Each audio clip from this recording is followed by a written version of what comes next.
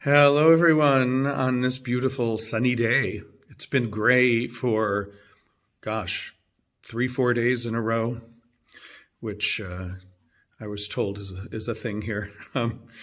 But today is beautiful and sunny, and I will be getting out soon because I will be shopping for Thanksgiving, which I am hosting here in my new place.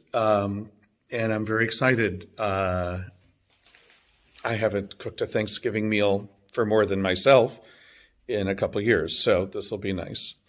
And yeah, so I will be doing that today. Also wanted to mention I got my first letter of intent to hire, and I know I have a few more coming, so very happy about that as well. Those are going to be necessary and helpful for my visa appointment. So glad about that, and had a really great weekend, which I'll tell you about another time. Just a lot of fun, and met some new people, and yeah, it's just a really nice social weekend, which I haven't had in a while, and I'm gradually meeting more people here, so that's a great thing too. Let's see. So I'm going to do a bunch of days. We're like 2.5 weeks into my arriving here. And today, this is October 9th, that I'm talking about now. This day I went to Potsdam. Potsdam is a really interesting place, different from anywhere else I've ever seen. It's kind of got several different personalities, and I'll explain. It's very easy to get to from Berlin. It's at the end of one of the S-Bahn trains, the last stop on an S-Bahn, like a half hour out of the city. So it's not far at all. You don't have to, buy a normal, Deutsche Bahn train ticket. It's just a regular city train. So I didn't really know what to expect. I'd heard a lot about it. I heard about Schloss Sanssouci, one of the big palaces there.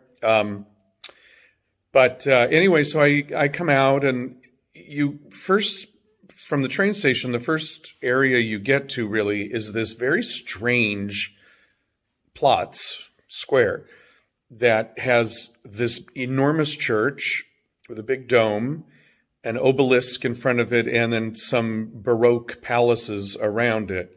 But there's something just very, I don't know how to explain it, kind of austere and otherworldly about it. It's very, there are no cafes. There's not really much life there. It's kind of this sort of a monument to some older time. I know that it's also been rebuilt. It was bombed as well, and so much of it is rebuilt. Perhaps most of it or all of it. I'm not exactly sure. But it's just had an interesting vibe about it that was different from other places I've seen. And then when you walk out of the Platz, it's not really in the center of the city, which most of them are. It's or in a busy area even. It's sort of this place on kind of by itself. And then you walk out of it, and there's some homes and or apartments, and they're all pastel and Baroque looking. It almost looked like a movie set or something. It was very different from anywhere else I've seen. But cool, very, it's really beautiful, but just very different.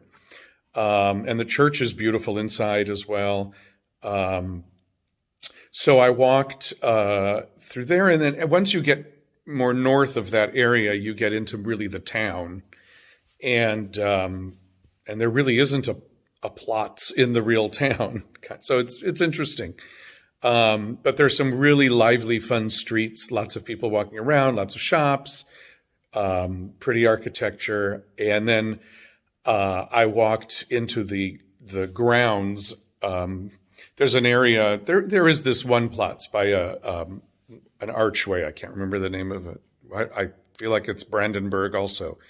Maybe, I can't remember. And it was like party town over there. There was a whole thing of sangrias, which was really cool. All these different flavored sangrias out in these giant jars, and all kinds of food stalls and people sunning and lying around in the plots around the fountain. And on the other side of this is the parks. I don't know what to call it. All the grounds of the palaces. There are several palaces. I didn't get to them all.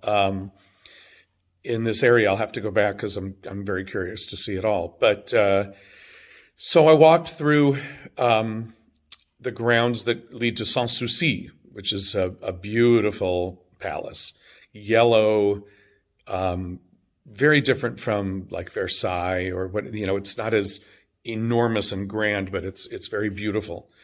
And on this one road that you walk down, I should say path, it's not really a road, but a wide kind of path, it's lined with what I thought were regular chestnut trees. I'll get to that.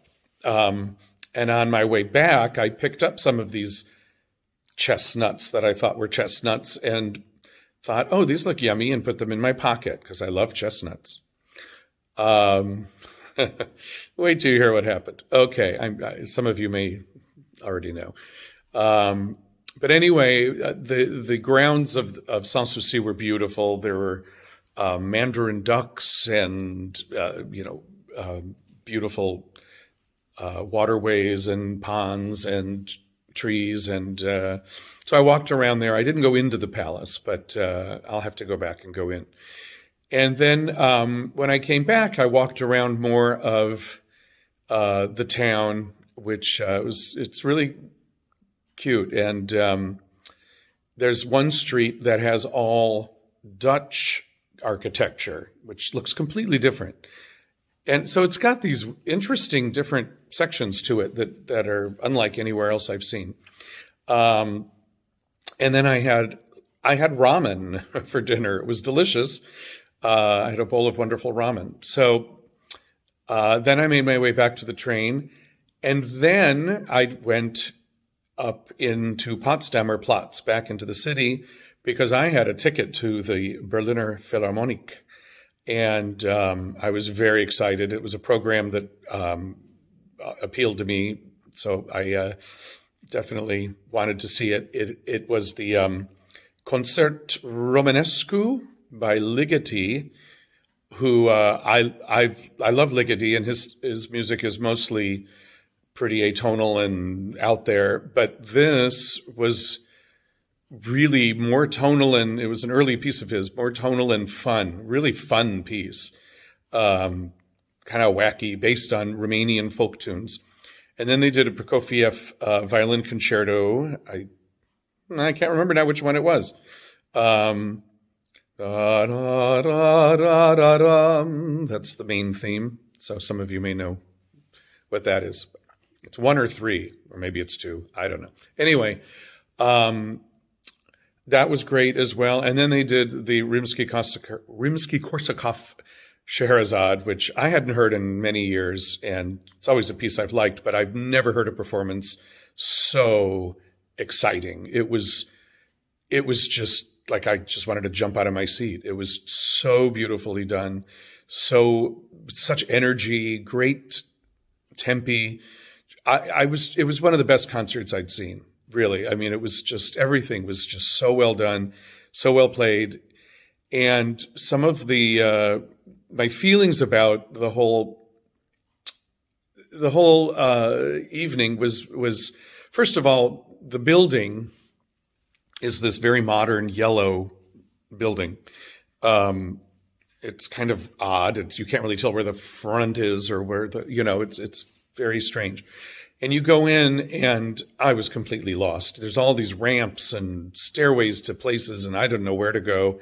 So I finally, I asked ushers, luckily there were a lot of them, and finally got to my seat, which was kind of to the side and behind the orchestra.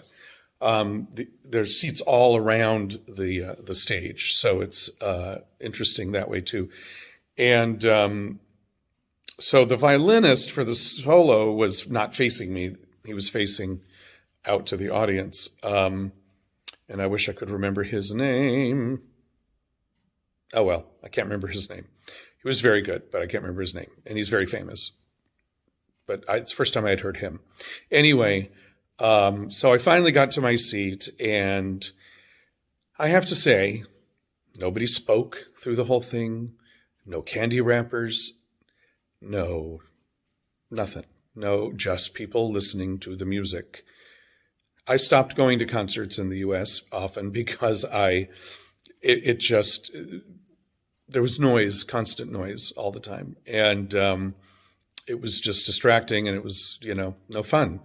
So I really enjoyed the audience, the respect they had for the music, and the other thing that really got me was at the end, after the applause, there were lots of they were called back to the stage many times, the conductor, and the players all hugged. And this was not their first concert back. I could understand it for sure if it's like the first time playing together again. But they had played some concerts already. But they were you could just see how happy they were to be playing and to be, doing these concerts. So, and the warmth that they all had for each other, this supportive. One of the guys had a solo it was the snare drum. It had a solo. He plays a lot in the Scheherazade, and a player next to him who was playing the tambourine, gave him a thumbs up and all this. It just felt like a really warm, supportive environment, and I just loved it. And I walked around outside afterwards, and went to the Sony Center in Potsdamer Platz, which is this really odd. It's like a circular building of different things, all kinds of shops and restaurants and different things. But there's this weird umbrella-y thing over it, and then it changes colors at night. So it's really cool. So that was a really wonderful night. I'll quickly tell you about the next 4 days, 5 days, because not a lot happened, but on the 10th, I had dinner with my American friends at an Indian restaurant that was really good, except they didn't know how to cook chicken. Sorry. I don't understand. I've eaten Indian food. It's like my favorite. But they chopped the chicken up into such weird little shreds, and they were completely, oh, there goes the bird again. Oh, my God. It's a weird bird. Okay. Shh. Oh, my Lord. So, okay, thank you. Okay. The chicken was just like chewy. It was very, not very good. Last night, I have to say, I had really good Indian food, and the chicken was cooked beautifully, and that was right next door. So I'm going to be eating there a lot. And then I taught a lesson. I also compose when I'm home, my opera and work on singing and things like that when I'm home. So I was doing that as well. On the 11th, I boiled those chestnuts and thought, yummy, I can't wait to eat them. I love chestnuts. I peeled one, took a bite. It was very bitter. I spit it out. I thought maybe it's a bad one. I peeled another one, took a bite, bitter, spit it out. And I went, what is with these chestnuts? They smell like chestnuts. They look like chestnuts. I looked up bitter chestnuts and found out those weren't edible chestnuts. Those were poisonous horse chestnuts. I freaked out.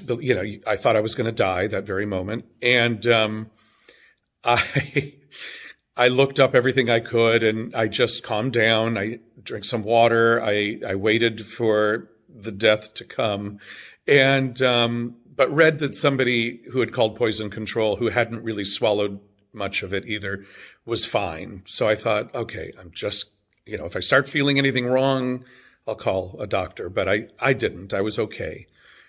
But I will never do that again. I will never pick things up off the ground and eat them again. Okay, I didn't know there was another kind of chestnut. Anyway, so that was exciting. Then that evening I had another German class, and it was coming along. I was singing, I wrote a little song to help myself memorize.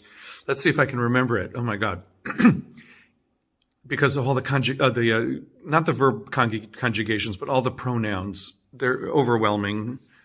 Why? Why are there all these pronouns? Okay.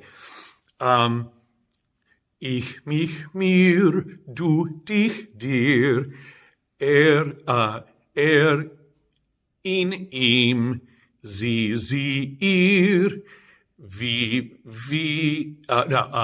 es, ihm, or maybe ihn, wir, uns, ihr, euch, sie, innen.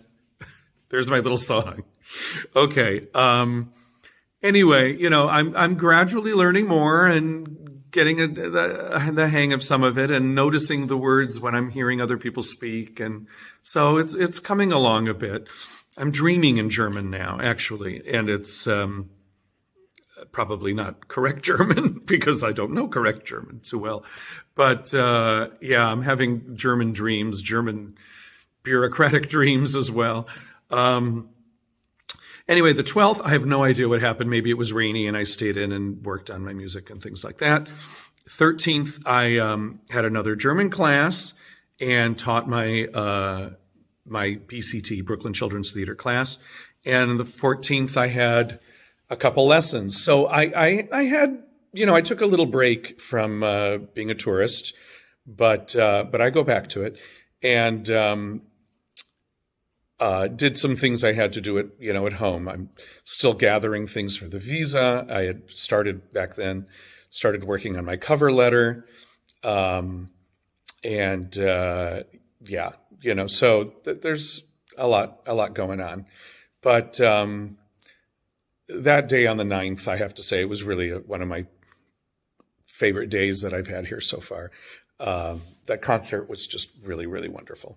Anyway, thank you all for listening. And this is a long one, I know, but I had a lot to get in there. Okay.